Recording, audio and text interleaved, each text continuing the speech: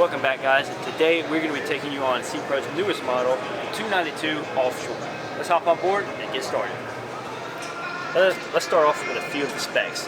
This boat has an overall length of 28 feet 6 inches, a 9-foot 10-inch beam. Max horsepower is 700 horsepower, holds 175 gallons of fuel, and has a dry weight of 6,800 pounds. Alright, at the transom we have twin 25-gallon live wells with see-through tops. Check on your bait, really nice. We also have rod holders on the transom and a pop-up seat. Fold back down, moored. Easy access to the bilge area. This is also where your batteries are. Nice and clean, easy access. Leading post, you have a small live well here. This is an option, you can upgrade to it. Cup holder, rod holder combos. And you also have an easy side entry door to make getting in and out of the dock easy. Nice black powder coated hard top, rocket launcher, integrated speakers. Really pulls this boat together nicely.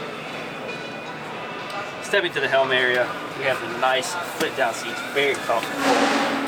Armrest, fully enclosed windshield, twin Simrad MFDs. This is an upgrade. And an upgrade also is this Optimus 360 joystick control. We have your regular Mercury controls, your zip wake trim tabs, and flip these up. We have a little bit of storage up underneath the seats as well. Nice to throw things out there for the day. Let's move to the bow. Before we get to the bow, we do have twin fish boxes. Port and starboard side, nice head area, access to all your rigging. And now let's move to the bow of the boat. You see you have plenty of space up here. You have seating on the port and starboard side. You can get the bow filler cushion as well. A large anchor locker. This has a windlass on it. Plenty of rod holders throughout. And you do have the Audison audio throughout the boat as well.